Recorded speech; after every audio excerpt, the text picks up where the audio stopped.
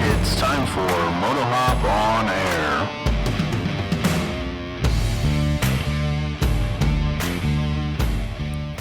Welcome to episode 9. Episode 9, we are doing fine. We're recording this October 18th, 2023, right on time at 10:30 p.m. Eastern. I had this really ridiculous false hope that we would have started this an hour ago. Yeah, well, that didn't happen. We're still rolling around from our late lunch. Yeah. Getting adjusted. Hopefully I'm hungry once again someday. Yeah, I don't know what was up with that. I don't know what... We went to BJ's Brew House, which if... Pazuki, if you know, you know. Yeah. And we just haven't been the same since. I don't know what happened, but I don't know if they use MSG. Neither but of us ate our entire entree. No, we did have a small Pazuki apiece. And rolled around Costco for an hour or two afterwards.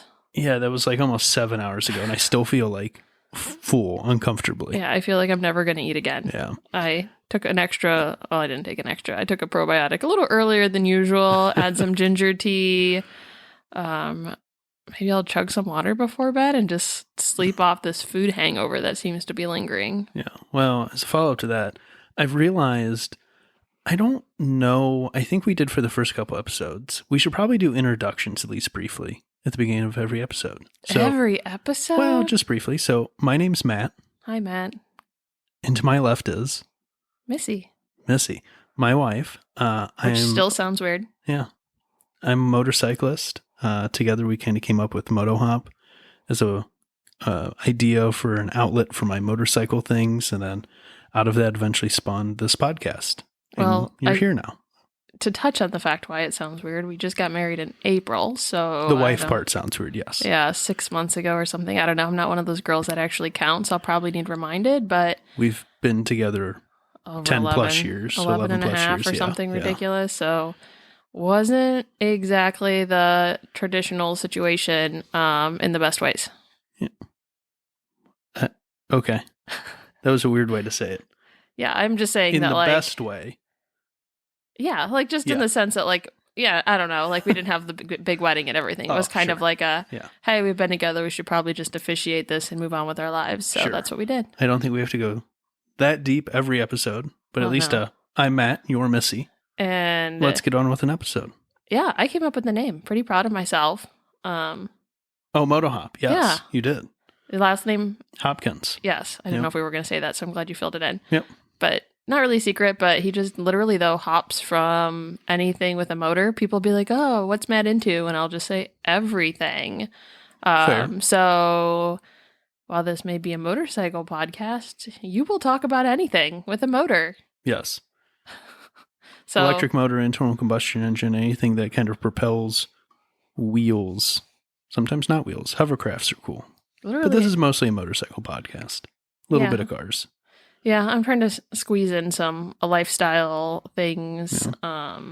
If you need an inspiration. Did you bring a fun drink tonight for what's in the cup? It's kind of fun. It's from a can, but so was yours. So we're not getting too crazy. Not super. I dug out one of my Ohio Brewing Company tea beers from the fridge. So they're gluten-free. They're really quite light. They don't really have any beer in them at all, and they're kombucha-based. Wild Ohio Brewing. Yeah. I always get that mixed up. Wild Ohio Brewing, and it's their tea beer, which is, as you were saying, kombucha-based. Yeah, kombucha-based. So it kind of makes my stomach feel lighter. Yeah. I'm not one of those people that alcohol, I never drink enough to let it affect my sleep, but I'll just have one. It'll kind of just I don't know. I feel like it hydrates me, which may be contradictory, but it's delicious and I feel better after I drink it. So that's what I'm going for. And you don't have to worry about me drinking it because I don't like kombucha. It's true. Although I don't think there's any kombucha flair to it at all. But if you don't like it, you may find some. I think if you're the least bit tolerant, it's just a really light drink. And I don't know, not too sweet, not syrupy, none of that nonsense. And what do you got? I am back to garage beer. We restocked today. Yep. I've got two on deck here. We're starting with the one I have in my turn it on, turn it up, turn me loose koozie. And depending on how much show we have tonight, we may move on to the Cleveland Moto Ride Fast, Take Chances koozie garage beer. I really would be surprised if you made it through second one. You talk enough, and the carbonation just isn't good in combination with podcasting. But I'm going to tell you, Noco Moto, in the past handful of episodes, they've done 2 4-hour podcast episodes. Well, I'm really proud of them, but that doesn't have to be our goal. I'm shooting for at least 3.5 tonight. But they also No, I'm just kidding. Oh my God. Yeah. They're also like hardcore. The two of them are just funny to listen to, and don't they drink the entire time? Well, only the good episodes. Oh God. It's always fun when they get to the end. If you haven't listened to Noco Moto podcast, it's great. They have a segment that I don't know if it was originally kind of named this, but it's now known as Swiggy Reads the Emails Drunk, because they do it at the end of the episode. And Swiggy's normally not doing too hot by the end of the episode. God, I love that for them. That is not my aspiration. I think it matches their personalities too, meeting them in real life. Like, I love that they've created a show for themselves. Yes. Yeah, it's fantastic. But they did 4 hours on scooters with Vulcan Dan. And then they just dropped another 4-hour one, and I think I'm like 5 or 10 minutes into it. I'm surprised I haven't eavesdropped as much of them as Cleveland Moto, as like when I'm walking by or when I'm in the same room. Yeah. I tend to eavesdrop Cleveland Moto a lot more. Well, mostly because Cleveland Moto, I normally will throw the YouTube up. Mm-hmm. So that's why you'll like see it, because I'll quote unquote watch it in the living room. And they're a little more local too for us. Yeah. So it's fun. Yeah. So what else is going on other than our port eating choices and Costco wandering? Yeah. So last week I talked a bit about the Sportster. Mm-hmm. Oh yeah, you had just done the air shocks on that, didn't you? Yeah. We like just finished up right before. Yep. So dismounted them, remounted them with some new hardware, cleaned up a few pieces. The 93 Sportster has bolts that go from the inside of the frame outward for the upper mount of the shock. Cleaned up the threads on those. Thought I had all the hardware I needed, didn't have all of it. Hence Amazon packages that arrived today with some different washers. First, we went to Menards yesterday, which is like the male version of Target. Was it yesterday? A couple days ago. Yeah. Yeah. Yeah, got most of the hardware I needed from Menards. Using the Harley OEM parts lookup, realized that some of the stuff is overpriced and some of it's just not readily available. And they give me dimensions. Weird. Well, they give me dimensions for some of the washers that were incorrect. Yeah. So correct washers showed up. Might throw them on later tonight. Depends on how long the podcast goes. I think you should send them a postcard letting them know that they're inaccurate measurements. They don't care. It's a 30-some-year-old bike. I guess so. That just leaves me salty. It's like me and like 5 people having an issue with that parts lookup. Salty. Yeah. Well, for a long time, they didn't even have a parts lookup on their site. You had to go to like third-party, like, or independent Harley dealer websites had the microfiche with all the parts lookup on it. That's crazy, because you can find parts for just about like... Yeah, I mean, but most, like any of the Japanese bikes I deal with, I go to like Partzilla for parts breakdowns. It's not like I'm going to Kawasaki's website. Do they just not want you to have them? No, I mean, I don't know. It's probably buried somewhere on Kawasaki's site, but it's just the easiest way for me to find. But you said you were on a Sportster. You said Kawasaki site? I know, I was just saying I go to Partzilla for most of my Japanese bikes. It's a benefit that Harley actually has the part breakdowns on their site, because I don't think Kawasaki has breakdowns for 30-plus-year-old bikes on their site. Yeah. But at least there's more kind of third-party availability for that stuff on the Japanese side, it feels like. True. But been looking at exhaust options. Are you exhausted on exhaust? Yeah. You know, I've been trying to find one of the pieces that I bought for it was from Prism Supply. They have a quick stick. I think that's what they call it. It's a start, like a lever for if you put the push button on the starter solenoid. The problem is, depending on which exhaust you're running, you're like sticking your hand down through a hole to try and hit the button on the starter and dodging hot exhaust pipe. Fun game. So the quick stick gives you a little lever to pull, but it seems that most 2-in-1 exhausts, the rear cylinder pipe exits kind of around and towards the front of the bike instead of the rear, like most 2-in-2 pipes. So haven't decided fully if you are aware of a Sportster exhaust that's a 2-in-1 and the rear cylinder pipe exits rearward instead of wrapping forward first. The only one I've been able to find is the Arlen Ness F-bomb that seems to no longer be in production. So, bummer. Yeah. Womp womp. But one of the things I mentioned last week is I've been watching Saddlemen has been working on a mini fairing, miniature version of the FXRT fairing. And they kind of been following up every so often. It's this one YouTube video that it was originally leaked on. They replied to someone's comment and someone checks in like, is it here yet? And they're like, not yet, coming soon. Coming soon with no date? Well, they'll say like, I don't know. I'd have to go back and look. A couple times I think they gave like vague time frames. Anyways, threw a Google search in the other day to go find that video to reference it. Someone at Drag Specialties jumped the gun. Uh-oh. No one else seems to have picked this up yet. I threw it up on Instagram the other day when I found out. So we have some details so far of the Saddlemen mini fairing.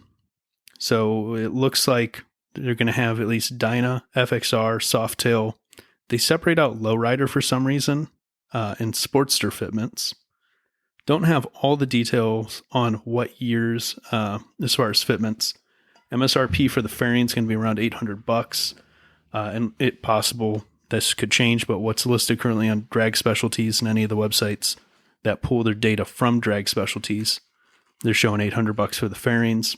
Is that standard? Yeah, it kind of depends. Memphis Shades fairings are smaller, so they're kind of a little cheaper than that. Comparable versions of like a reproduction FXRT or FXRP fairing, normally in the kind of $1,000+ range. So by them coming in under $1,000, I was hoping it was going to be more like a maybe $600 fairing. $800's not bad. Maybe they'll discount it. Yeah, maybe. Well, and again, this may not be final pricing. This is just what's on the Drag Specialty site right now. And how far out? Is it like weeks or months? No or idea. Years? Oh, you thought you said they leaked. Well, it's posted in their catalog now. On accident? Well, no one has announced it. Saddlemen hasn't made anything. It's not on Saddlemen's website. Secrets. They have the Saddlemen part number on the Drag Specialty website. Can't find it on the Saddlemen site. The lowers are around $650. I don't remember if I said that or not. Photos, I'll throw in the show notes. Reference my Instagram page as well. There's no super firm release date yet, but it appears we're inching closer.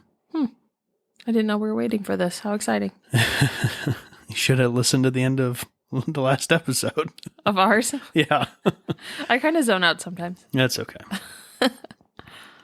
The next story you're vaguely familiar with. Vaguely, yes. Yep. So We're still talking about it. I've got a note in my phone. yeah, prepped for next year. Yep. Well, we have the official dates for AMA Vintage Motorcycle Days 2024. It's going to be July 26th through July 28th. They put it on Instagram, is where we saw it, right? Yep. They posted on Instagram, and then in the Instagram comment on that picture, they posted a URL, which isn't clickable. I hate when people post URLs on Instagram. It's definitely one of my pet peeves. Yes. I think would be a fair way to put it. Yep. Have you used the app before? Yeah. It was not in their bio link. I checked, but I typed the long URL and pulled it up. It's a more kind of press release style that says it's going to be these dates. And then talks a bit more about this year's going to be a little extra special because this is also the 100-year anniversary of the AMA, which is pretty cool. Hopefully they have like a birthday party or something. Yeah. What is that, centennial? Yeah. They're centennial. So my notes, 282 days away. 282 days away. I was wondering what that 282 meant. Okay. This is your official countdown. 282 days away. I think last year, camping pass and ticket sales opened up around January-ish. I don't think they sold out, but I guess you never know. No, they sold out like reserved camping. Which is all the way on the other side from where we but that's would go. where you get to like pick your spot. Do they have like plumbing over there? No. That's a good question. I don't know that What they if have it's hookups reserved anywhere, for a but they reason? have the like roaming pump truck. But It's okay. No one showers that weekend. yeah, And they're all peeing in the woods, so it's all good. they did release, I haven't read all of it yet, this month, October's edition, I guess, of American Motorcyclist magazine covers this past AMA. It appears that they're referencing there was about 40,000 attendees this year. Wow. Yeah, a lot of people there. I wonder how it's probably how many tickets they sell, because you don't really know like overall who's coming back every day if they get a full pass and stuff, right? Or do you think that that's like peak Saturday? Yeah, I mean, I don't know. I'd imagine that was just total, probably based on ticket sales. Yeah. Not based on people who snuck in through the cornfield. Yeah. Yeah, I do not believe so. But That's a lot of people. But Yeah. it's such a big area. It really doesn't really feel like that much. Saturday, It was kind of buzzing, but early afternoon, it was getting a little packed. But you're it getting, just depended on where you were at. you're getting like sweaty just thinking about it, how hot that thing is. Yeah, I mean, there's so much space there that even if with that many people, You don't smell anyone. no, I was going to say, you can go find an area that's not congested. Yeah, if you need to like decompress. Yeah. Plus that place we always park, there's like trees and stuff there. It's always empty. It always kind of blows my mind. Yeah, I'm There's not like this. telling anyone where No, it is. we won't tell you which trees they are, but there's this very secret place kind of in the middle of everything where we That park. no one seems to notice. Right? It's right in the middle of Yep. everything, and it's been kind of nice if you have like a cooler and want easy access, but we also haven't camped yet. So Yep. I'm sure that'll change, but yeah, there's usually a tree somewhere you can decompress and gather your thoughts and make a list of your regrets. Yeah. Tons of space around the racetrack, let alone campground area, trials area. I wonder what would happen if they put that in stuff. like an air conditioned like escape. Like I bet you there's got to be people that faint. I think that VIP pass thing, I think that's AC. I think that area is air conditioned. I just can't imagine like anyone having any health condition trying to like tolerate that. It gets so hot.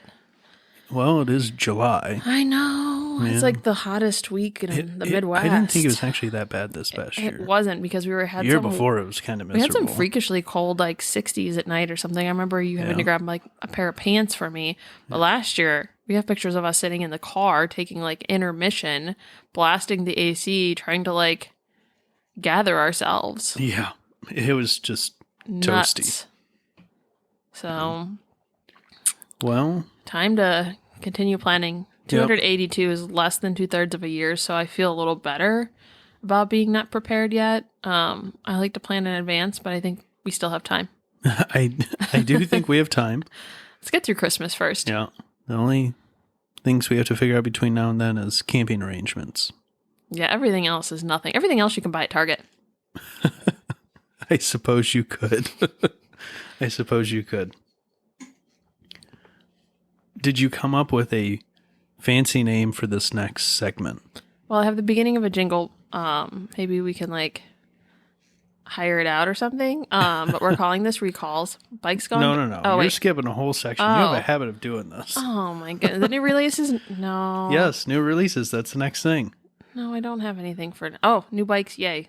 Is what I have written down. New bikes, yay. Oh yeah, well that was just like filler. I was like making an fine. outline for Yeah. like our things that we could like kind of organize. I don't know, because I like to organize everything and then organize the things that have been organized. Yes, yes, she does. So I thought I was helping. Yeah. But new bikes, yay! Yay.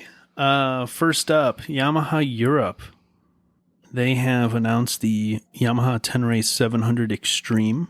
I like that they call it extreme. Sounds like an energy drink.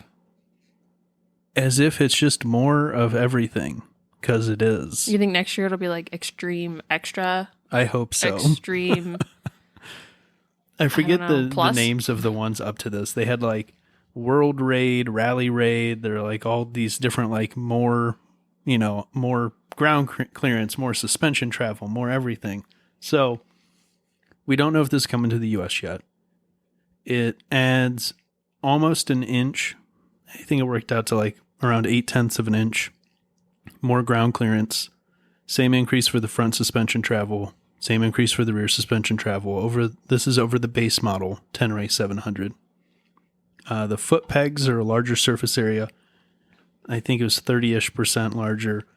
High front fender looks kind of cool. A little different than the base model. Looks like a dirt bike to me.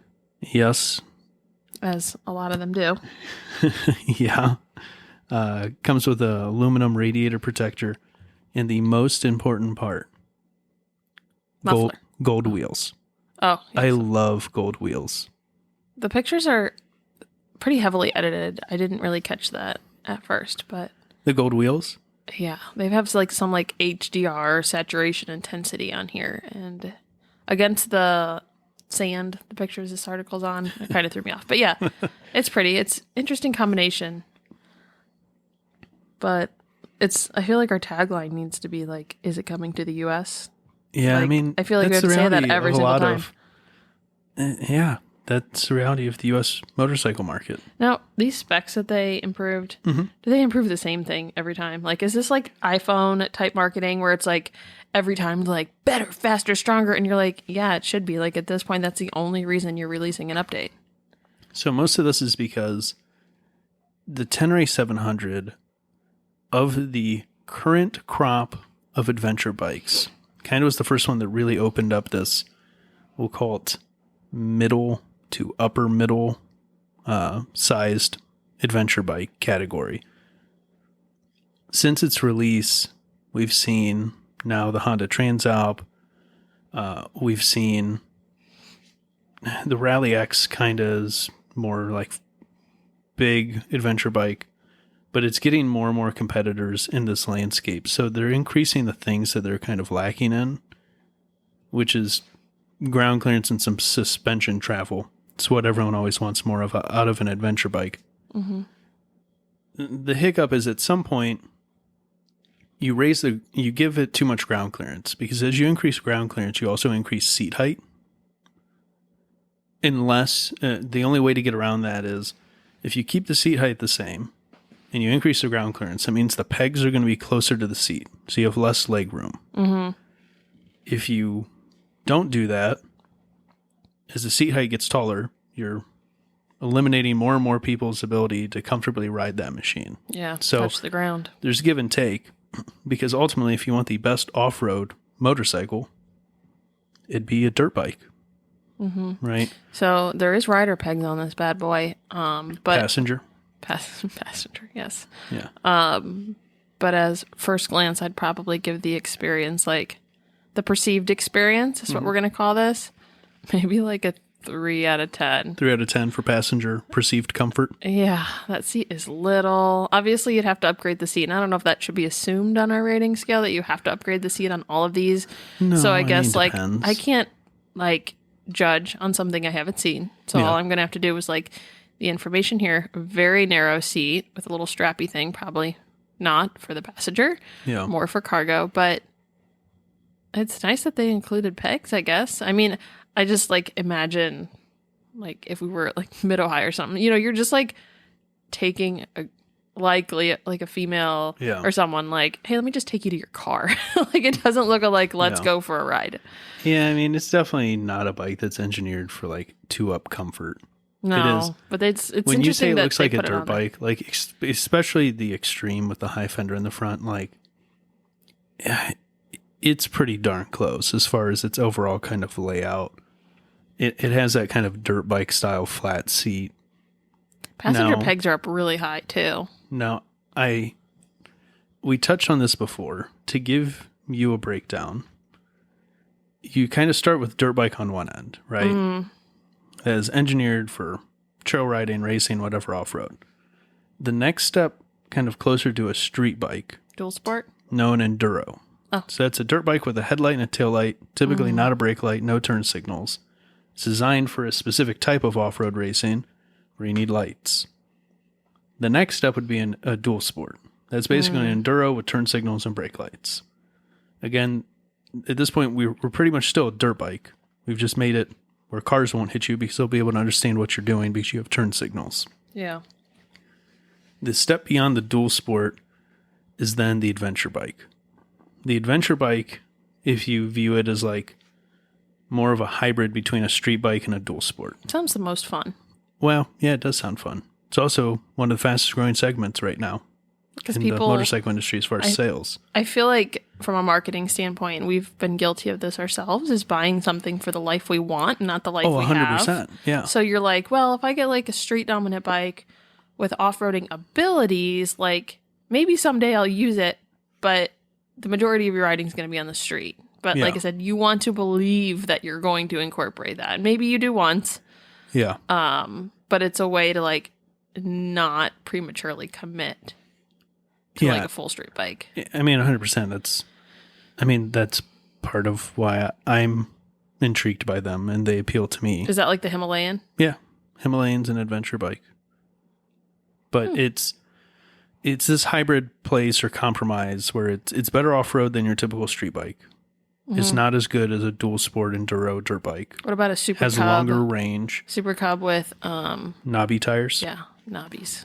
I mean, a Super Cub with knobby tires is a Trail 125 with leg shields.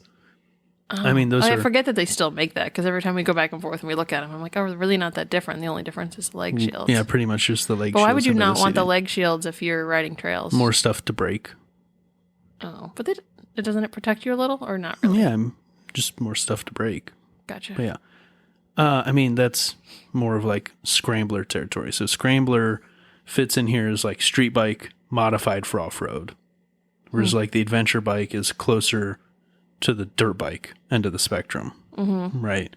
Where it has like dirt bike characteristics. Scramblers do to some extent. They might have a little more ground clearance or a little more suspension travel than a street bike, but typically are not as good. In some ways, it really kind of depends. This is where we start splitting hairs. Some scramblers would give you better off-road performance than an adventure bike. Some wouldn't. Adventure bikes are also designed for like touring distances. So I was just looking up, not to kind of derail from the notes here. No one can see our notes but us. Yeah. I had mentioned a few episodes back the Cove Rally 450. Sounds like a fun bike. Yeah. It's pretty sweet looking. Apparently it is coming to the US, sort of. Their website right now says not for like street use in the US. So I think how people are doing them is like registering them as a dirt bike, and then in certain states you can convert a dirt bike to like a street legal status pretty easy. Anyways, that bike has some crazy fuel capacity, like 8 or 9 gallons. Like it has a normal fuel tank, and then like the rear section, like rear fender section, is actually another fuel tank. Oh. Like the whole thing's just carrying gas everywhere. So the range on it is, I don't remember, something crazy, like 500 miles, maybe 6 gallons of fuel. No, I think it was more than that. The 450R Cove Rally says filled with 6 gallons of fuel. Granted, that's quick Google. Over 8 gallons. Oh, I see the other one. 6. Oh, well, okay. I think it's 6 in the main, and then maybe 2 in the auxiliary, like rear section, whatever it is. That's almost as much as my Honda Civic had. Yeah. Okay, so they say for a range of over 300 miles. That's insane. Whose butt can handle that? Yeah, I mean, I feel like it's got to be a little longer than that with 8 gallons of fuel out of a 450.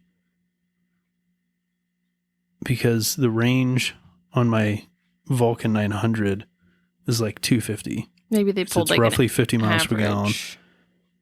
Yeah. No, I mean, I guess this bike averages about 45 miles per gallon. So a lot for a car, but 300-ish. not as much for a bike. Yeah. Or scooter, anyways. Yeah. Yeah, it doesn't look like they have anywhere to store that much on this bike.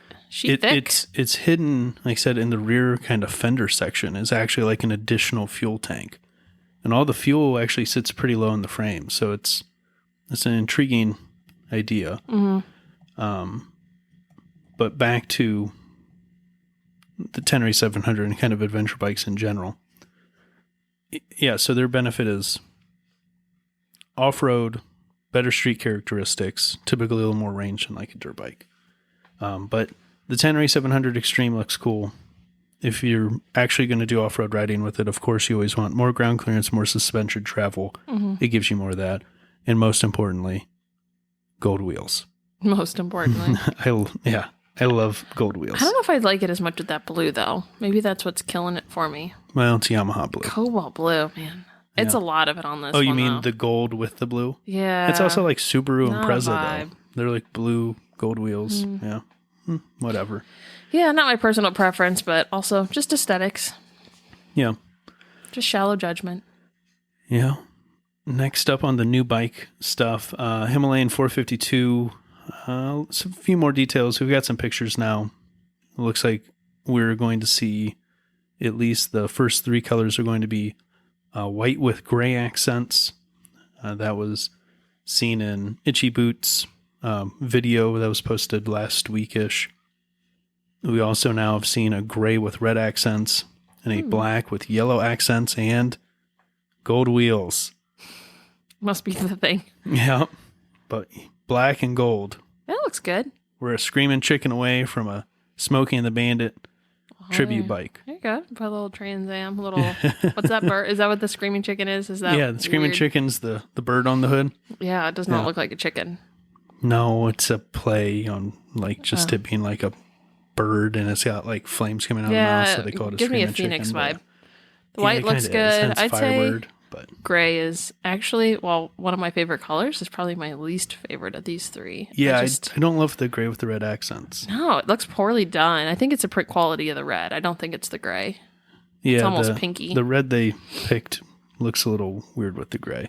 Yeah, not great, but just aesthetics. We're moving closer.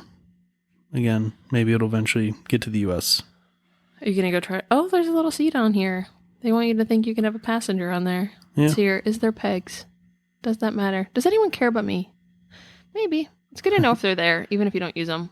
It's good to know what your options are, used or Most unused. Indian market bikes are going to have passenger They're going to want you to accommodations. pile as many people on there as possible. Well, you'll see. There's a passenger peg in that picture. Okay. I forget, and it's going to bother me now. It's pretty common to see them with a guard on the rear wheel. I see that. And it's for the kind of gown robe that the women wear traditionally. Like the sari. Is it just sari? It starts with an S. And that's basically a guard to make sure it doesn't get caught in the rear wheel. Well, that's nice of them. Yeah, it's like mandated on bikes in that market. Thank goodness. So yeah, it most of the time you're going to have some type of passenger pillion accommodations. Not a huge passenger seat, but I've seen worse. It might be a sari. I feel like I'm messing it up, and please don't come at us. Yeah. It also appears to have grab handles that you would enjoy. I do like that. And you can tell there was the intentional like second seat and luggage rack. Yeah. Which when you start looking at these things, I also kind of like, what is that bar in the front that's like up against a gas tank? Kind of like a roll cage vibe. Yeah, I mean, it's basically like a fender bumper. Yeah, I mean, more what they end up serving the purpose on like the current generation is most people put bags there or auxiliary fuel cans or something. Stuff in the front. It's like more luggage holding area. Yeah. Oh, we should look into like you might already know, but more of the cultural usages of these in India to kind of like, there might be things on there that we've never noticed because it's not as like well adapted in the States that could actually be really cool to utilize. Yeah, I mean, those are utilized in the States. Like I've just never seen it, but obviously I'm not out with adventuring people. And like, what is this called? Not a dual sport. What's the other one? An adventure bike. Adventure bike. Yes, adventuring with an adventure bike. We need like a whiteboard. Yeah, the with a spectrum. Yeah, like I'm literally thinking like a meter. Like give me a meter. Maybe that's something we can design up. Yeah, well, there we go. I'll make a, what would you call it? Enduro dirt bike to road bike. Yeah. Meter. We'll put a little needle on it. Yeah. We could. The more I look at this bike, I don't know. I'm coming around in some ways. There's still some weird parts that I really got to see it in person. I'm probably a broken record on this. The area coming down from the steering neck Still looks a little weird, kind of where the front edge of the frame would be. Although the engine is a stressed member, it looks like they've put in some type of reinforcement bar structure in that section, which is good. It looks like they dented. Did we talk about this? Like the dent in the gas tank? Yeah, it's relief cuts for your leg, basically. And they had that in the last one, but the tank is significantly wider on this model. It just looks like someone dropped it. Yeah. Or like it depends when on you the buy angle like you're looking at it. a bent can of beans at the store. Do you do that often? I never notice until I get home and I'm like, someone totally dropped this. Yeah. Yeah, I don't know. I just want to see one in person. Can you rent them or anything? Oh, you said you can ride them down at like Throttle Company or something, right? Yeah, a lot of Royal Enfield dealers demo them, but this, again, isn't going to be in the States for like 10 months. That's true, but you haven't even been on a Himalayan since the one at the IX Center. Yeah. It's been 5 or 6 years. You should. No, actually, take that back. A couple years after that, whenever I went and looked at trading the Vulcan on one, I sat on one. I think I was with you. Yeah, no, probably 3-4 years ago. It was like just pre-pandemic. Like seat, really close right before pandemic. the seat looks actually pretty comfortable on here. It actually has like wedges for your legs on it and stuff, or the main driver anyways. It actually has like shape to it. Yeah. So, I don't know. I feel like when you see him in person, maybe you'll change your mind. Yeah, I mean, I'm getting the black and gold. I'm Although, sure here's the thing. I really everything- love the white, and I've always wanted a white Himalayan. But that black and gold, man. Too bad Unless you I do can't the white, with have gold them rims. option the gold wheels on, Yeah, and that then would look still good. do like a Smokey and the Bandit, like personalized plate play off of it, and do the white. I feel like it's kind of Trans pushing Am it Screaming with the Chicken. white, I though. know, yeah. You're really stretching it And here. I don't know if I like the gold with the white quite as much. I think if you were to put other decals on it, there's barely any gold. We can't really see the front. It's just like the bottom, 25% of the gas tank, and Yeah, they kinda some do like a little stripe. thing further down. I don't even know what that part's called, Yeah. but yeah, who knows? Well, also in Royal Enfield, we have officially, well, they have officially released the Super Meteor 750 in the U.S. market. 750? 650. Okay. Did I say 750? I thought you said 7. Well, whatever. Royal Enfield Super Meteor 650. Ooh, it's pretty. Available in the U.S. market. I like this one better. Ride to Food on Instagram. If you're not following Stacy Wilt, Ride to Food, you should be. She was invited to the release event, had some great coverage, some great insight, especially from a smaller statured female's perspective, although she's not like a super small statured female, but, smaller than the average human, guy. probably. Yeah. Said it was very confidence inspiring. It's a Said it pretty was bike. comfortable enough that she could see herself putting some serious miles on it. Yeah. So where's this on the spectrum? This is more road. Oh, this is road 100%. heavy. Yeah, this is a cruiser. So, this is kind of the first bike, in my opinion, that when you go back to Royal Enfield coming to North America, specifically to the U.S., opening their headquarters in Milwaukee down the street from Harley Davidson, this is the first bike that's kind of in some ways, shot across the bow of Harley. Because now you have Harley Davidson, who doesn't have a bike under, what did we decide, $13,000. Nothing in the cruiser range under that. No, really significantly under 1,000 cc, under liter capacity motorcycle. And this is more realistically what people are going to start on. What's the price point for this? 7 or 8? Under 7. Depending on which model. Yeah. What I think is like interesting about the pictures we're on the Ride Apart website, or by we, I mean I, there's an aerial view. I don't know if I've ever seen an aerial view of a bike before. How cool is that? They put it in some of their like marketing stuff they sent out ahead of the event. Because that's like honestly the perspective. Like if you're riding a bike, that's kind of what you see. And the fact that they're always like, look at this side profile. It's like, okay, cool. But like, that's not the rider's experience. No, but she got curves. Yeah. It's interesting. The lines are overall pretty good. There's something going on with kind of the gas tank curvature to the rear axle. Like if you look at a lot of Harley Davidsons and more, call it Harley Davidson copy or not, kind of in that vein of cruiser from the Japanese manufacturers, you normally can follow a line kind of up over the gas tank, and it's going to align roughly with the rear axle of the bike. Mm-hmm. And they miss that line a little bit. Now, I think it can probably be fixed if you're going to modify the bike. Or maybe when you're sitting on it, you just don't need it. Well, like maybe it was just something they're like, all right, something's got to give. You don't need it. I'm just saying from the aesthetics of the bike. When you look at it, there's kind of very specific cruiser geometry. And that's one of those lines that not always, but a vast majority of the time holds true. The Roland Sands modified version that was shown at Sturgis. Love the look of that bike. There's another one I didn't put in the notes. I'll throw it in the show notes, though. I forget the name of the company. Someone else did a custom bike for Royal Enfield. That one came out sharp, too. I'm excited to see what the aftermarket of these are. And to be able to get a new bike, I think it has a 3-year warranty. I think 3 years of roadside assistance for under $7,000. That's going to be highway capable in the U.S. Mm-hmm. It's pretty cool. What I'm trying to go through here. I don't know if all the colors are listed or if I'm just going through the pictures. Oh, there's blue. Yeah, there's like a light blue. There's a dark green. They show every single picture in every single color. The dark blue with white they all look really good. Yeah. Honestly, the light blue is like beautiful for a blue bike. Oh my goodness, there's a passenger seat on that one. Mm-hmm. Or do they all do that? Do they all flip up like that? No, they don't. I think you're probably looking, they have a more touring-oriented trim, which I believe is the Celestial trim, maybe? If you go to the dark blue and the white, they show it with like a little baby back seat on it, which sometimes is enough to just make you feel like you're not going to fall off when you accelerate at a stop sign.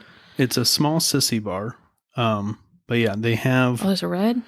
Yeah, the like I said, let me pull it up. There's so many I think it was...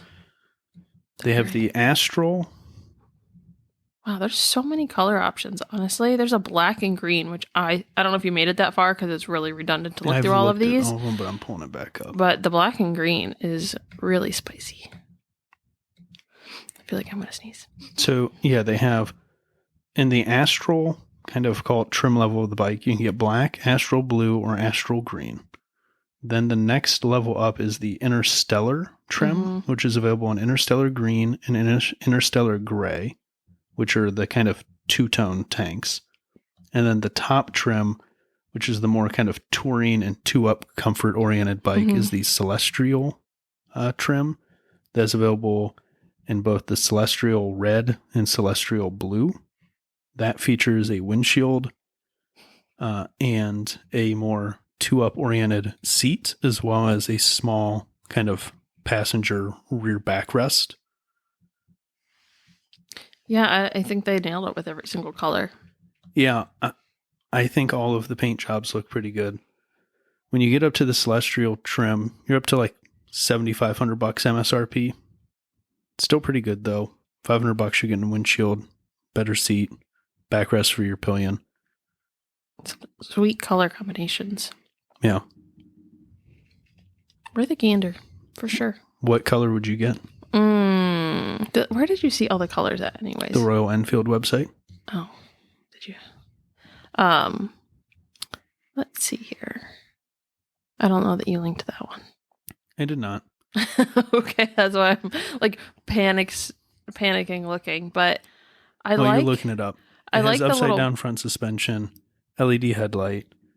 They call it a digi-analog cluster. What that means is there's a center digital portion to the main gauge, and then an analog needle for the speedometer that goes around the outside of it. It's also going to have built-in tripper navigation, which is kind of a second gauge pod that corresponds with your phone to push your navigation to the bike dash. So, the seats on the Celestial are different? Yes. In a good way? Yes, for passengers. Is that one in the top? Which one was the top tier? Celestial. It is. Yep. Because the Interstellar, I think, has the coolest paint colors, but I obviously would want the best seat possible because I think that's just something that rider experience is like top notch. Now, granted, as far as I can tell, the difference is mainly paint and accessories. They do not seem to. There's only so much you can accessorize on a bike. Difference in those trim levels other than paint and accessories. So you could pick your paint and then just put the windshield, seat, and backrest you want on the bike. Compared to a car, you really don't have the same opportunity. I guess if like I was going to go through and be like, obviously I want the better seat. You really only have the options between like the blue and white combination and the red, right? Yeah. I would go with the blue. Yeah, the red is also white on the top of the tank. Yeah. It's kind of hard to see that. I'm not a huge fan of red vehicles. Obviously, like I do like the Hondas. Yeah. But otherwise, if it's not a Honda, I've never been like a huge fan of even red cars back in the 90s when they were big. But the blue on this trim level is very dark. It's a very like midnight denim type blue. Yeah. That I think with the seat and stuff is worth it. And the windshield, like if I was going to go out and just like buy one as is and didn't want to modify, because I don't like modifying new things. I feel like when you spend enough money, you should just be happy. Like spend extra money before you buy it. I have the work done promise for you, the factory engineers did not think about all the things that I want to do to the bike. Well, sure. They probably thought about everything I wanted to do, though. I trust them. I think. What would you pick? In my opinion, the best paint jobs, will go plural here. The Interstellar Gray, dig the look of it. Mm-hmm. Like the tank badge. It is good.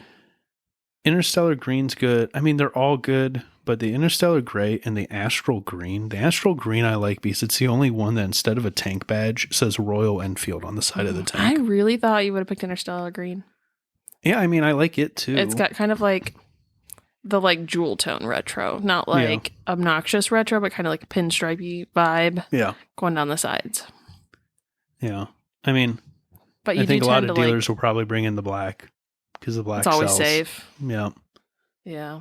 But yeah, the Interstellar Gray I think's got a little more character to it than the Interstellar Green. But I don't know. I guess I wouldn't mind a green motorcycle. Yeah, I feel like I like green vehicles. You could challenge yourself to adding a little bit of color in your life. Yeah, that's fair. But yeah, good looking bike, available in the U.S. If you're thinking about one, call your dealer. Most of them are kind of taking some kind of pre-order at this point just to make sure they can get in whatever color option you want on their first order. 648 cc's. I don't even remember what the conversion is here. I think it's like 40, 50 horsepower or something like that. But yeah, a lot of value. That's what Royal Enfield seems to just keep bringing to the table. What's the biggest bike Royal Enfield has? 650 right now. So it's this. In the past, they made bigger engine displacements, but right now this is the biggest engine you can get. And they offer it 3 different ways in the U.S. market now. The Super Meteor 650, which is their cruiser. The INT 650, formerly known as the Interceptor, before I believe a trademark dispute with Honda this time around, which is a more kind of standard. And then the Continental GT, which is kind of cafe racer-esque. Mm-hmm. So, yeah. On to the next one. Yep. What was your fancy title for this segment? Well, it's recalls. Bike's gone bad. So sad. Fixes must be had. Yes. I don't have like a musical element in my body, but I guess the first one here is not recall yet. A small kind of follow-up to last week. We covered Dennis Chung from motorcycle.com dug up, found Harley Davidson had posted a manual for the X500 model that had basically things indicating it was coming to the U.S., certain VIN markings for the U.S. market, just a few small pieces of information that when added together seem to heavily indicate that it's coming to the U.S. market at some point. Harley Davidson has reached out to all the outlets that covered this, and let's see. They have basically said that the X500 remains designed for the Asian market and will not, in all caps, be sold in America. So that's interesting, though, because doesn't Harley pride themselves in making things in the U.S., so they're only making them for a market that's going to import them? I'm not following that. Say that a different way. So this is an Asian market produced bike for the Asian market. Oh, Harley does stuff and like produces things in Asia. This is not made by Harley. This is made by, I'm going to butcher the name, King Jang. Okay. QJ. This is made by them with Harley licensing for the Asian market, specifically the Chinese market right now. We also know the X350 and X500 going to Japan and Australia. We should really do some international studies on how to pronounce things. Yeah. I remember, I'm trying to think, was it art history? Man, there was some weird college classes I had to take. And like Q's are pronounced like Z's or X's or something. It's really wild, but it would probably, we could all benefit. As Americans, we should all take some more intercultural classes. Yes. Yeah. I watched 90 Day Fiancé in order to get my fix. And it's helped me in some ways more than others. But yeah, basically they had two different markings and a VIN breakdown in this manual that, stipulated one was the world manufacturer identifier. And they had originally manufactured in China for export to the United States had a code, and then also in a calibration / configuration digit in the VIN breakdown, they had one labeled for QJ vehicles for sale outside the U.S. and then QJ vehicles for the U.S. So they must have, obviously, something happened. Because it seems like they were obviously intending on it, or at least were keeping the option open. Well, I think there had been pushback when this first came up, and they were like, oh, every Harley made in America or sold in America will be made in America. And then the kind of exception is they're bringing the X350 to the US, but it's only going to be in the riding academy, which we touched on last week. So now you'll go to your Harley dealership for your MSF course. You'll test on a bike that they won't sell you, but you can go buy the same bike without the Harley badging down at your Benelli dealer. Yeah, no bueno. Yeah. So moving on, the first of the recalls is all of those X350s that Harley's bringing to the U.S. for the Riding Academy. Not all of them, but only it appears the ones coming to the U.S. obviously are going to be covered under NHTSA recalls. They have an issue with a gasket on the fuel sensor causing it to leak fuel, potential fire hazard. The Harley dealers will get that handled because the dealers have them all. Well, the manufacturer is that same Xinjiang or whatever we just talked about. Well, yeah, because they make all these X350s. Oh, they do as well. They're making them for Harley. Oh, yeah. And then it's getting messy. Yep. So I need to take better notes too. I just can't keep it. I feel like if they had like more fun names instead of numbers, like riding unicorn. We should get into some of you should listen to more Nokomoto because they get into some of the weird, especially scooters in international markets. Yeah. Holy moly, some of the names they come up with.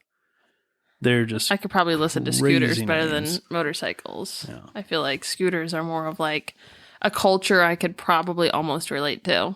Yeah. I just imagine people on scooters in France buying croissant, and I am down for it.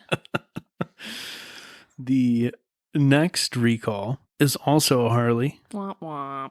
That is going to be your 2023 CVO Street Glides and Road Glides manufactured between May 10th, 2023 and September 6th, 2023.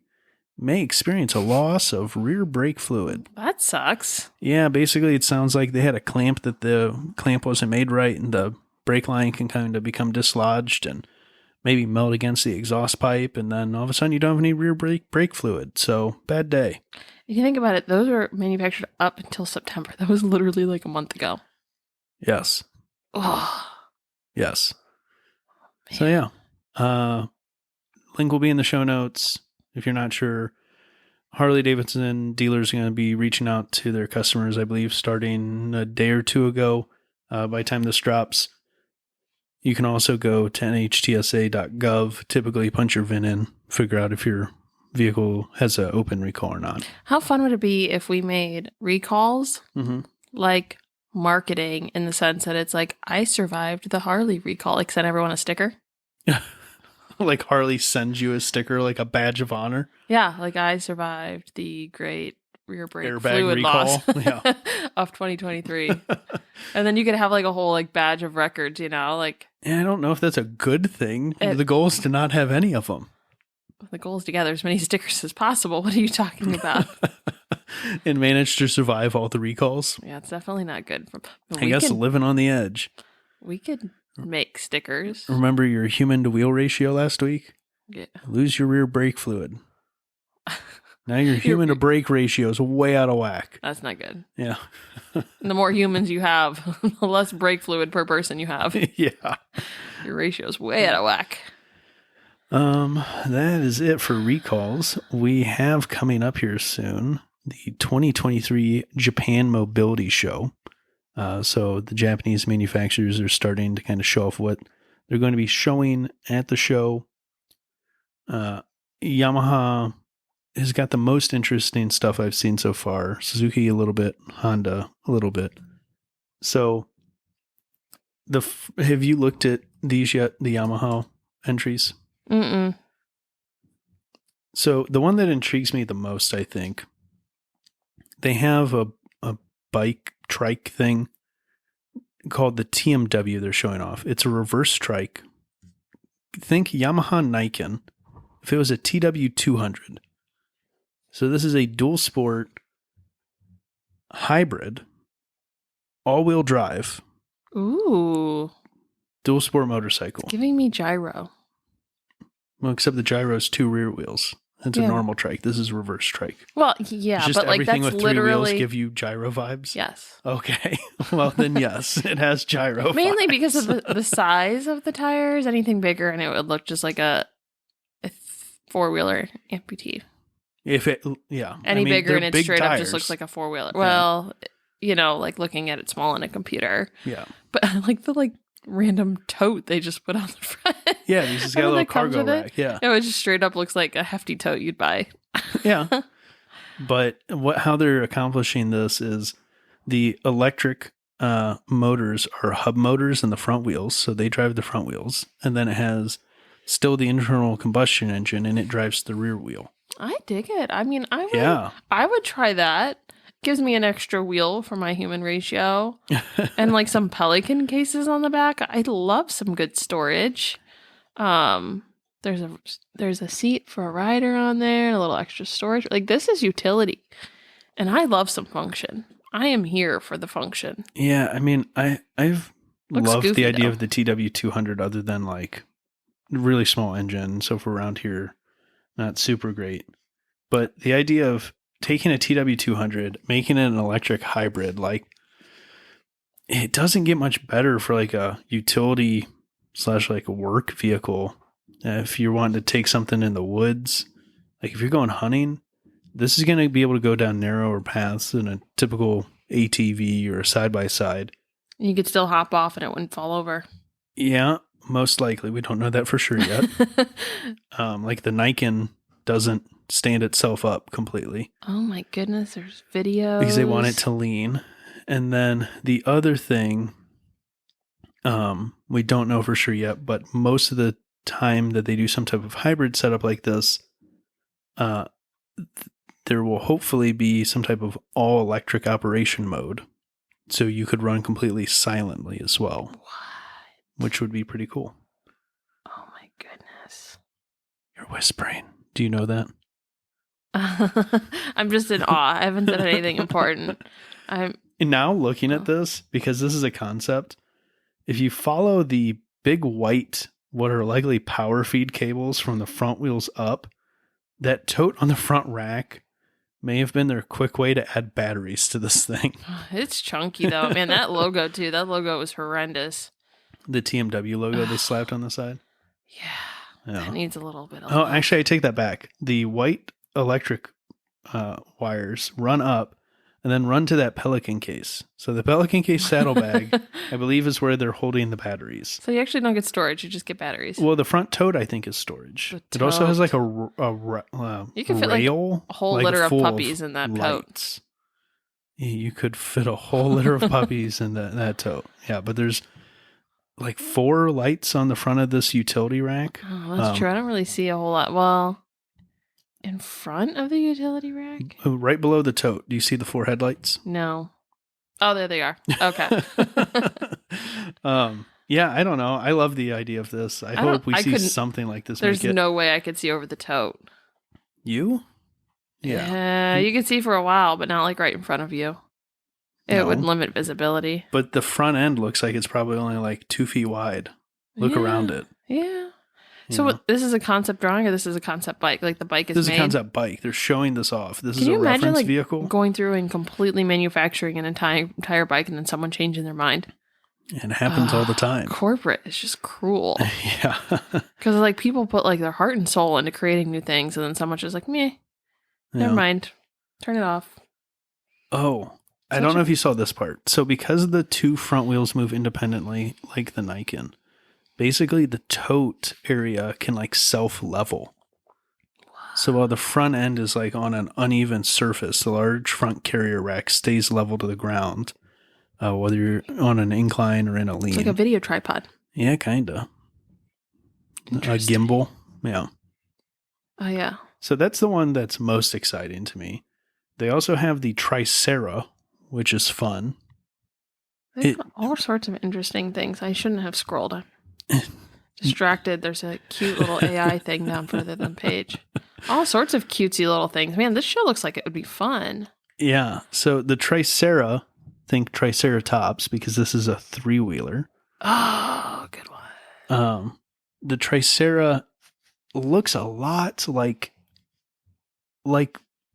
lawsuit trademark infringement for like looks, really close to a Vanderhall. Do you remember seeing the Vanderhall down at Iron Pony? Nope, not enough to be like, that looks like a dupe. This is like a wall in between. This is like for people you want to ride with but don't want to touch. So it looks like a Vanderhall, like 3-wheel car trike, reverse trike thing. The difference is it has 3-wheel steering. So the rear wheel pivots as well as the front wheels. I'm looking it up to see. Oh, yeah. I see it. But again, there's like the wall in the middle. There is a wall in the middle. I don't know why. It doesn't have the divider. flat front like not the not a wall like you can't see the second person in it. There's just a division between the space. Division so you don't touch the person next to you. It's only at the shoulder level. It's open below that. Maybe it's so you can taxi someone. It's like a Uber. Yeah. Ride, don't touch. Don't bring luggage. I wonder, but luggage is probably in the front, right? I would imagine. It is. I'd be interested. There's not even a door, unless that was just concept. Again, but this is Ooh. concept vehicle, right? Just like, building it for the fun of it. This and getting to an actual production product. I guess, but to some extent, you've got to make it logistical enough to like have a fight, like have a chance at creating it. But if it doesn't look good, it'll never get to production. So they make it look really good, then it gets to production, goes through all the bureaucracy, and then it comes out the other side looking nothing like the concept. Yes. And you have a Honda Civic. We added a wheel back because you have to have things like turn signals and airbags and, the list continues. So what happens to these concept cars after they fail? What do you mean? Like, does someone have like a storage of them somewhere? Sometimes they go to museums. Sometimes they get crushed. Oh, that's sad. Or disassembled. God, or that was someone's whole reassembled into job, and then something everyone else. probably gets laid off. Ugh. No, they're just part of a team that then works on the next concept. What a cool job. Especially in like the Asian market. They're so much more open-minded, I think, about new design and stuff. Yeah, in some ways with mobility stuff, vehicles. Yeah. Fashion in general, really. Yeah. I mean, I'm sure there's a whole level of fashion that my pajama pants don't even touch. The next one that intrigued me was the E-Love. Oh, the name. See, if motorcycles would name things like E-Love, I'd remember. Well, not a motorcycle, it's a scooter. Well, that's good enough. I'm just saying that naming profile, like, I'm here for it. So the E-Love is an electric scooter, and its party trick is it has Yamaha's AMSAS system, which basically gives it low-speed self-stabilization. But here's the thing, is you're not talking scooter like Vespa scooter. You're talking scooter like Razor scooter. No, Vespa. Really? Yes. Because the results I'm getting are not what I want. Okay, let me show you. E-Love. Oh. It's right on that same page. Scroll down right below the Tricera. Oh, yeah. Actually, I was looking at that, and I keep scrolling down to Charlie. I would not Google E-Love. No, I'm sure all kinds of not motorcycle-related things come up. It wasn't anything dirty. It was literally just those Razor scooters. Yeah. But yes, the E-Love, like I said, its main party trick is the SAS, which is Advanced Motorcycle Stabilization Assist System, You know which what they gives should it do? low speed self-stabilization. Basically, it keeps the bike upright at low speeds without you having to balance it. They should add a third wheel to this bad boy. Just put a second one in the back. Yeah, but then they can't show off their self-stabilization that keeps a two-wheeled bike upright on its own. I guess. Like they hit a button and the bike stands up straight. Yeah, it's definitely not the cute. Man, put some eyeballs on it. It could be a little cow. The name like Elove, man. Is there so much there to be Loved. Yes. I wonder if it has a stripe on its rim underneath. You look at the bottom of the tire. Is that a stripe? Yes. Oh, that's different. The headlight is cute, though. Yeah, it's kind of that square thing that sticks out there. Yeah, looks like a cow snoot. And again, probably look nothing like this if it ever makes it to I production. kind of hope so. This is kind of... And then the last one is the EFV. Okay. Oh, just right there. Don't even have to go very No, far. don't have to go very far. So this is a electric mini bike.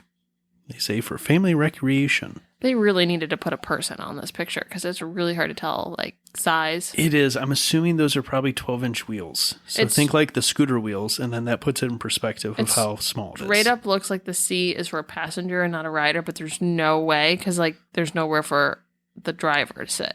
Yeah. It's like, how can you reach that steering wheel? Because it's like this big, like the size of the table. Like I know, that's what I'm saying. It's just... yeah. End to end, this thing probably isn't over 4 foot long.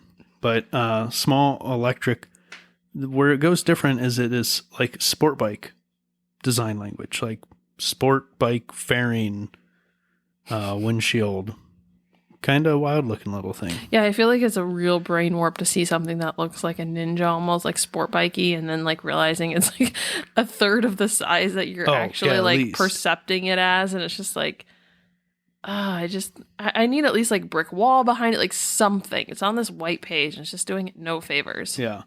The thing that I feel weird about is it says, in addition to its quiet operation unique to EVs, it mounts Yamaha Corporation's active sound control technology, allowing the rider to enjoy exhaust notes and the like from exhaust notes and the like from conventional gasoline-powered vehicles when starting it up or turning it off. Exhaust notes, like smells? No, like it's going to give you fake exhaust sounds. You're going to click a button on this thing that's totally silent, and it's going to go... Vroom. It's like the haptic... Is it the haptic... thing on the live wire? On the phones, like as iPhones have like haptic things, like fake things to make you feel like you're hitting buttons and stuff. Well, yeah, but this is sounds. Yeah. Only the live wire's done haptics to make it feel like an engine's running when it's not. I feel like It's that's going to like... make it sound like an engine's running. That's a transition, you know what I mean? That's just like something to like... Yeah. That'll be phased out, I think, in due time. Yeah, probably. It's just trying to get people to convert and not changing that experience. I know, it's just so weird. It is weird. I don't disagree. I don't even know why it's a selling point. It's just like, why even mention it? Yeah. So that was kind of it. Yamaha had a bunch of other stuff if you want to look at it. Suzuki is bringing 2 Bergmans. One's electric. Cool. Another electric scooter. The one I want to talk about is they're bringing a hydrogen-powered prototype. Now, not hydrogen like fuel cell where it takes hydrogen and turns it into electricity to run an EV. This is a Bergman that has a compressed hydrogen tank and burns hydrogen. So how do you refill that? Like at a high-pressure hydrogen refueling station. that sounds like a lot of work. Well, the benefit of hydrogen in this aspect, whether we're talking a fuel cell or hydrogen burning, is we can refill it as fast as gasoline or near as fast, right? Not as convenient, I guess, but that could be an the American idea market. is eventually it would replace gasoline, and instead of a gas station, we'd have a hydrogen station on the corner. It's too bad you can't just put water in and it can't separate the hydrogen and oxygen. Well, you'd have to have energy input from somewhere to do that, right? Now we're back to now we have a battery. If we have a battery, we might as well just make a battery electric vehicle. Good point. This passenger seat is like way tall. It's like, what would you call that? Like theater seating. It's so much higher than the like driver. Yeah, I mean, this is just based on their normal Bergman 400. This is their like maxi scooter. You can go buy one of these today. It's just going to be normal gasoline powered. But yeah, it's kind of stadium seating. Passenger seat's definitely a little higher. Get my own bugs up there. But yeah, hydrogen intrigues me because it could be where we end up or I guess could have been. I feel like there's a few Japanese manufacturers really kind of pushing for it. And someone else has got to get on board with them because they can't do it by themselves. Mm-hmm. But this would eliminate us trying to get crazy fast charging times for batteries that right now seem like we're never going to get to the... I don't know. How long did it take for me to pump fuel into your car today? Not very Minute? long. Maybe, we realistically could get there with hydrogen. Right now, it doesn't look like we're going to easily be able to get there with batteries. I was going to say, I'll think about how long it's taking the country to convert to electric. Like, hydrogen's not going to flip a switch. Yeah. It's easier in some ways, though, because you'd transport it in pipelines and then trucks, just like we do gasoline. Is it combustible? Is that why? Yeah, because you can burn it. So like gasoline. Is it just as easy to transport in like tractor trailers? Well, it has to be compressed, so the trailers have to be a little different. The thing most people know hydrogen for is that is what the Hindenburg was filled with when it burst into flames. So it is exceptionally flammable. The funny part is when people freak out about the idea of like having a compressed hydrogen tank, like we already carry around gas tanks. Like I know it's not compressed. I think there's something, especially with motorcycles, like we just like knowing we have like dangerously flammable, slightly combustible or explosive things like between your legs. Yes. What a rush. So, I mean, I don't know. It's just another cultural barrier, I think, is the only thing. It's like... What's a cultural barrier? Changing your medium of what you're using for fuel. As much as like the practical stuff doesn't matter, it's the shift of the thought process of the consumers more than the actual logistics. That's why I feel like hydrogen's easier, because it's going to sound like a gas engine, roughly. You're going to have the same fueling process, roughly. All the changes are kind of behind the scene. Mm-hmm. Yeah. I don't know. You never know. But it's cool to see them try it. And then Honda, the only things kind of note that they're taking are the Pocket that we talked about before, which is kind of like a newer version of the, kind of Moto Campo concept where they have an electric car that the Pocket goes into. They're also taking the SCE, which is a scooter again. This has 2 of Honda's Mobile Power Pack E, which are swappable batteries. Building on, they have, I think, already one swappable battery scooter, but kind of the next step in this, getting to a little higher speed, more range. But swappable batteries are intriguing because then we don't have recharge time. Yeah, right? We just have to have the availability of charged batteries to drop in. Also, back to the like weird naming conventions of using numbers. If we called things like pockets, I would remember. Well, they nailed it on some of their concepts, like the Pocket. Yeah, and then they called one the SCE. And the next one will be SCE 200. They'll add numbers to those weird letters. Yeah, maybe. Yeah, that was kind of it from what I saw so far of what the manufacturers have shown off for the Japanese mobility show, or Japan mobility show, sorry. I just bet it'd be so cool to go to something like that. Like I said, especially in the Asian market, I think it's like so unique. Yeah. So fun, and things are so cute.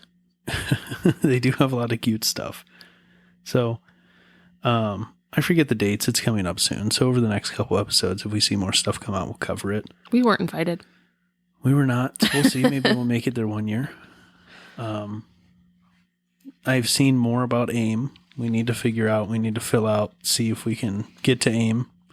Yeah, it's not open to the public, but like they have no criteria on like how to qualify. Maybe you just have to apply. Yeah, well, they have a media button you click, and then it seems like you just fill stuff out. So maybe they're just happy to have people come because you do want enough people to a certain extent. Do you know anything about those application dates? No, February's coming up quick. We can go on the website right now and fill it out. So maybe we'll fill it out this weekend and see what happens. February's not that far away. Yeah, we'll do a podcast live from AIM maybe. Ooh. or down the street from AIM. You know what would suck though is like What? taking gear. Why? Is it hard? All we have to do is take the pod track, 2 microphones. That's it. Okay. And get little short, stubby XLR cables with some tabletop mounts instead of our boom arms. And We can we even don't just hold have it. to use monitor headphones. It just lets us know if one of us is clanking ice in our cup while we take drinks. That's what I like to do. Yeah. I wasn't going to put ice in it for that reason. My It's okay. options were like ice, or the one thing I had a really bad, I don't even know what you would call it. Something I was accidentally doing a lot on conference calls is like drinking out of a straw, and then you hit the bottom and you're like glass slurping. straws? No, slurping. Oh. You got the those last slurping? couple of drops of coffee, and you're like, you're like, I did that a couple times in a row before. I was like, wow, I'm embarrassing. Come for the motorcycle content. Stay for the slurping reenactments. For the ASMR of my drinking. There you go. You're welcome. Yeah. Yeah, I shouldn't have put the ice in there. Sorry. No, I don't care. I've clanked ice plenty of times on here. It's just funny because you seem so worried about it, and you're like covering your microphone with your hand. You can just hit the mute button. So, well, I can't reach it. And the thing is like, I didn't get like cute little ice. I grabbed like the biggest ice chunk I could. So it's not dainty. Yeah. I'll just leave it at that. But all right. So February's coming up. Yeah, so we'll fill out AIM. I think that's kind of it. Touch on real quick. I'm kind of looking at redoing the ergonomics of the Vulcan. If you remember, I changed the handlebars on it. You've done a lot of tinkering with the Vulcan. The seat, I love. I think it's a Mustang seat I have on there right now. I don't remember which one. The foot control position's always been pretty decent for me. But whatever I've done to irritate my back over the past 6 months or whatever. Sneezing? Yeah. The last couple times I had it out, like going to Mapleside, there's something about the position where I have those bars at, where I get this like tingling in my arm and is that still uncomfortability. happening? Yeah. Better in some ways, but still not comfortable, especially to be on the bike for a while. So I'm looking at different handlebar options. Came across some wild ones. Might dig into a little more. Maybe we'll cover a bit on next episode. It's a company called Helibars, Helibars, fully adjustable handlebars. Ooh, like a gorilla pod? Well, not like that flimsy, but basically like think like Stretch Armstrong. the middle U shape, and then it comes out where your hand controls would be, and then it like the hand grip areas can pivot like forward and backwards. How do you pivot and angle them? up and down? Do you unlock There's them? joints, Like, yeah, oh, and you like loosen it and you move it into position, and then you relock it. Intriguing concept. Yeah. And then I found out like Arlen Ness does some as well.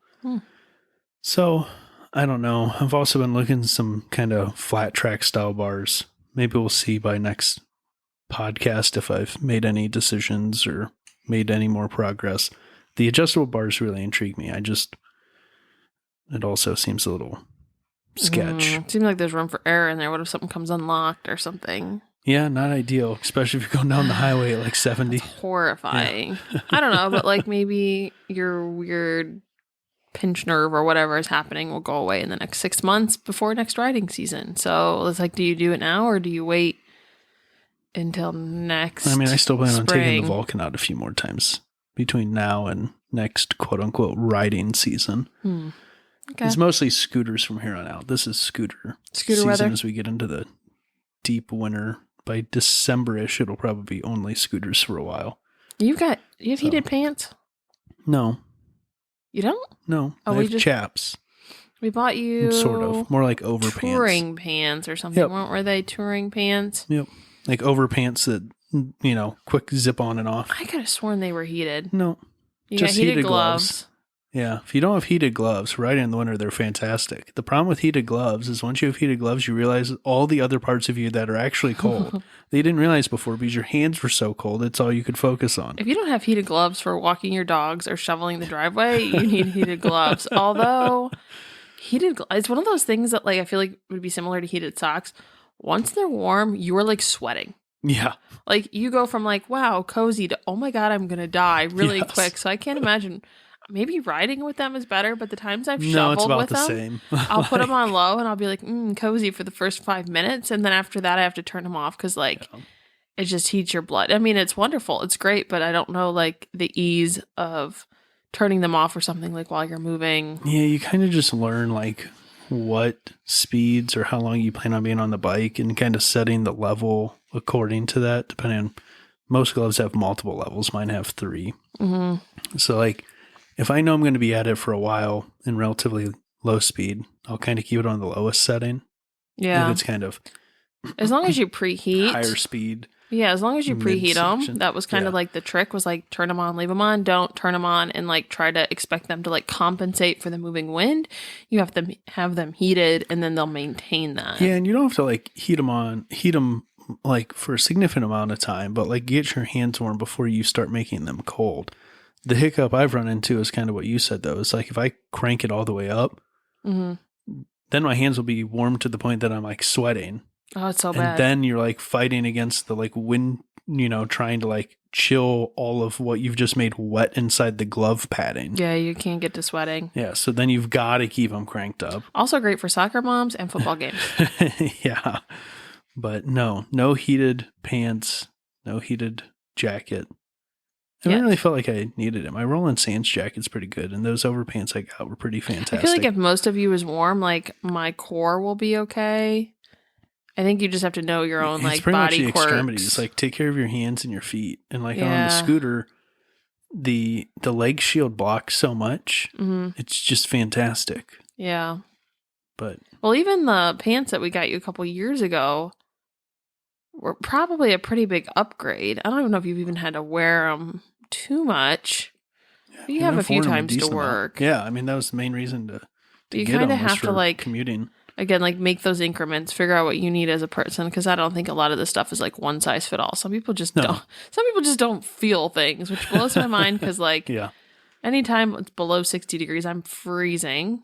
Yes, you are. And I have a pretty decent tolerance for cold, but like just being on a bike, your hands, especially if you don't have any type of fairing or hand guards or mitts or something, it's the part hanging the furthest out in the wind most of the time. Yeah. And those are kind of important. You need those little thingies. Especially whenever they're controlling a lot of what you're doing on a motorcycle. Yeah. Which, do you find that have you worn your heated gloves enough? Do they immobilize your dexterity of your fingers a little bit? Yeah. But I'd rather be able to move them and have less, feel per se. Because it's putting like and mine are nice in the sense that there's not a ton of padding between like the pads of my fingers and the control surface, but there's enough, and they're in bulk. I'm obviously always going to feel better about a thinner glove, but my choice is hands I can't feel or hands I can feel and wish I had finer dexterity. Yeah. I'll choose hands I can actually feel. Those mitts that they had a long way up are cool. They kind of remind me of like the stroller mitts. So like women have mitts on their stroller. So it's like you don't actually have to wear gloves, but you've got like a cozy place to put your hands. That's kind of a cool idea. I've looked at those. Because on number one, they stay on the bike. So like say you have to adjust your helmet. You take your hands out, like you have full dexterity, but I'm imagining that the thumbs are probably maybe thinner. Like you could always pull them in. I don't know like what the inside of those are, but that to me would be like the perfect circumstance in general, like, hey, I want that, but I don't want to like gloves are bulky. I'm a mitten girl. Well, they're not like you're talking about the part that attaches to the bike. Yeah, right? Like they're stuck on the bike. Like girls have them for strollers too.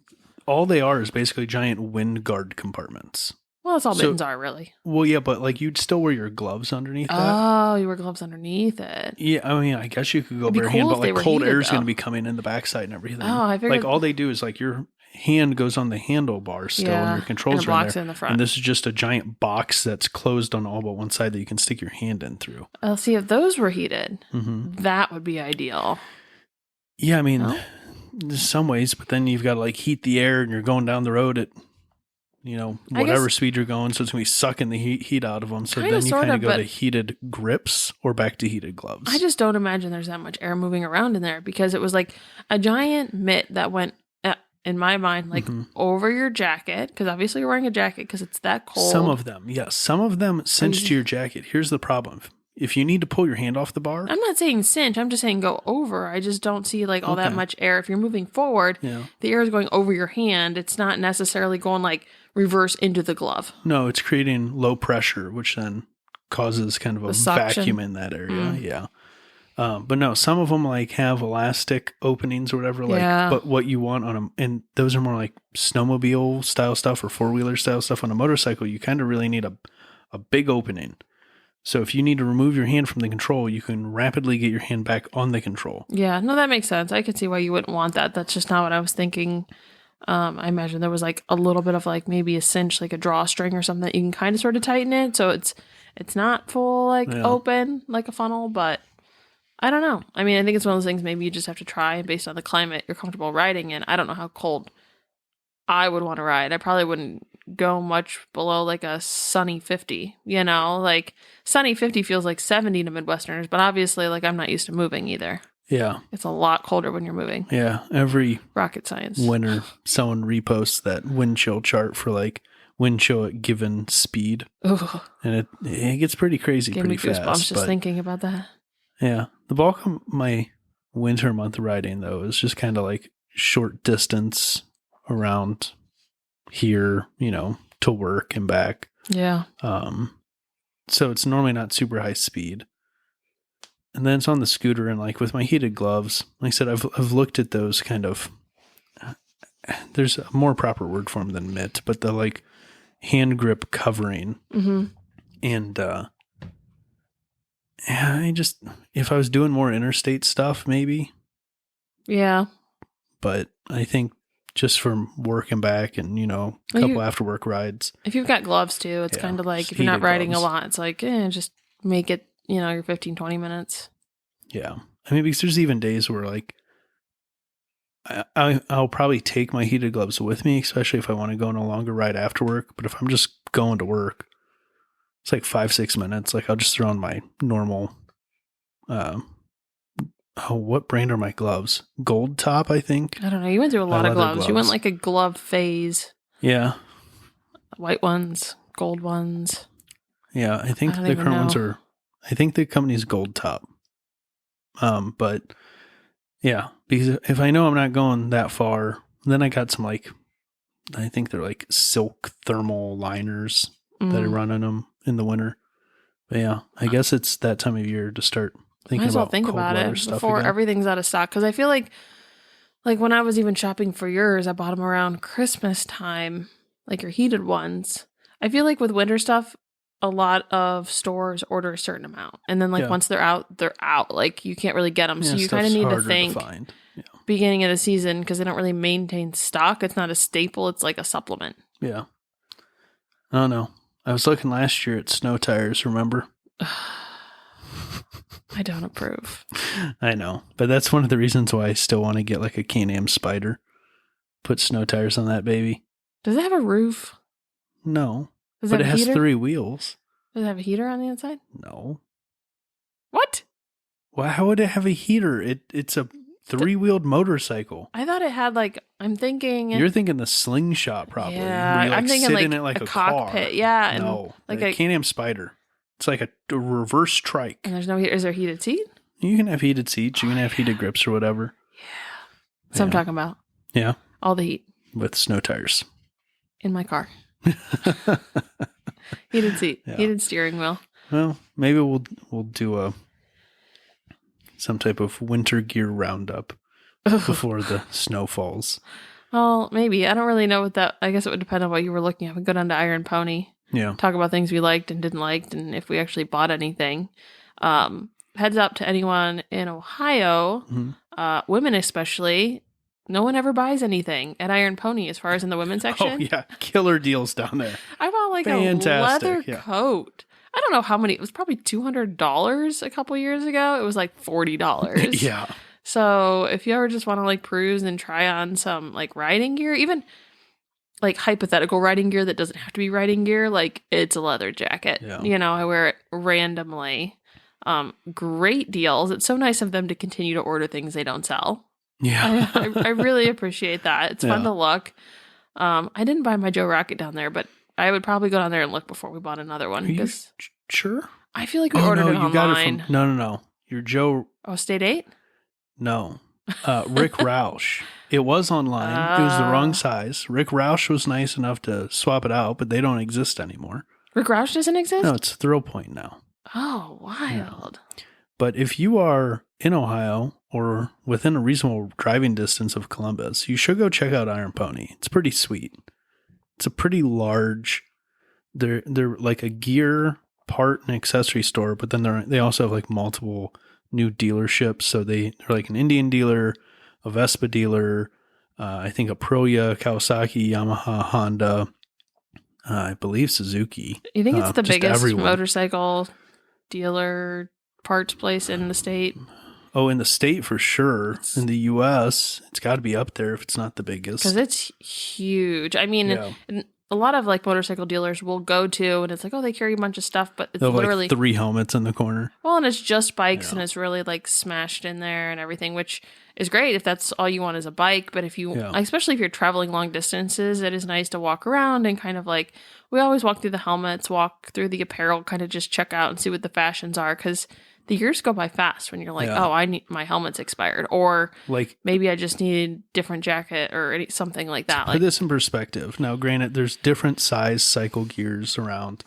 I've been in several different cycle gears across the country. I've been in JP Cycles down in Daytona. Iron Pony, compared to the JP Cycles in Daytona, which was relatively big, however, very little actually inside that store. Probably close to double the square footage, but probably like 10 times the product density.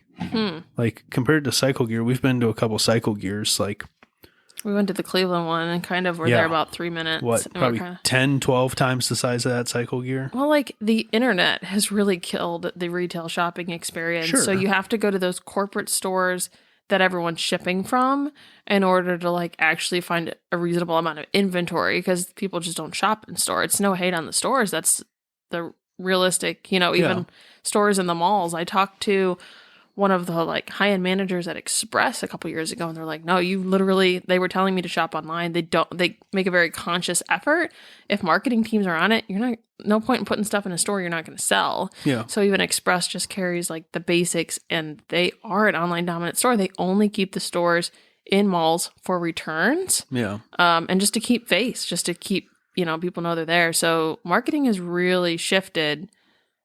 Yeah. I mean, I'll say the cycle gear, both in the one in Cleveland, the one I went to in Fort Lauderdale area, they have decent helmet selection. It's probably still at best a fourth the amount of helmets that are at Iron Pony, and that's being generous.